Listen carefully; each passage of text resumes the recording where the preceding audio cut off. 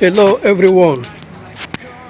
So this is a message for those that plans to come to Spain or relocate to Spain. You know, you must have this information because they said information is power. One thing that Spain is known for is building. They are good in construction. And that is the reason why they have so many houses in Spain, so many buildings. But the irony of it all is this. In the midst of these plenty houses in Spain, there is lack of housing accommodation in Spain. There is lack of accommodation in Spain. So finding a home to rent is very difficult. Finding a flat to rent, except it's for holidays, all the shortlets for holidays, they are very common to find because you are probably going to stay for a week, 2 weeks, 3 weeks, a month, depending on how long your holiday will last. So it's very easy to find. But to find a place to live on rentage is difficult. It's possible, but very difficult to find. Most of the housing agents, when you go meet them, they will tell you they have houses, but they are all for sale. For rent is difficult. Even when you are working, you have every document to prove that you are working, you have your main source of income. It's still difficult to find in Spain. So if you're coming here, bear that in mind, that is difficult. That is the reason why you find a house, a flat, or an apartment rented by one person and more than 10 people are living there. Because when you get any flat to rent, the prices are very, very high. The minimum you can get this time around is 700 euros. So you could go as high as 1,500 per month, depending on the location anyway and the city. Some cities are more expensive than the others.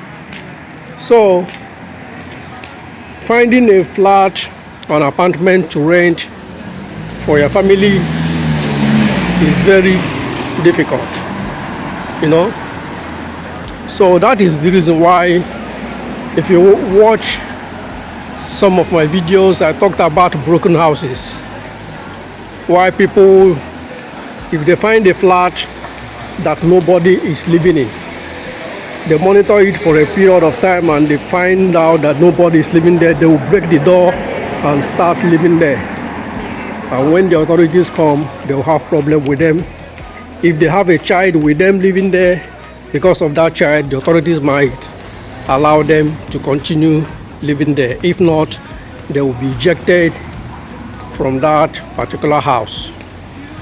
So if you are planning to relocate to Spain, know that accommodation wouldn't be easy, though it's possible, but it's not gonna be easy.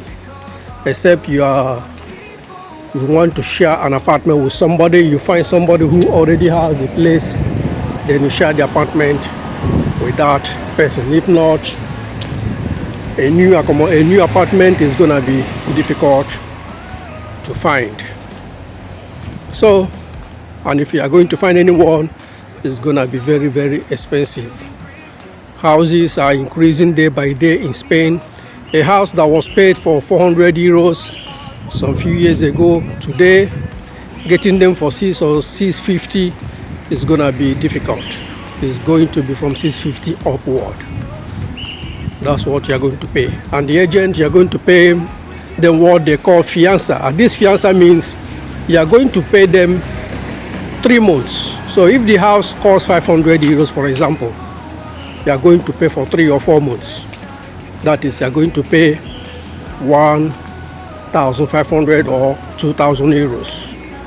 So if they charge you for 4 months, which means 3 months is for the landlord and 1 month is for the agent. And that money is a kind of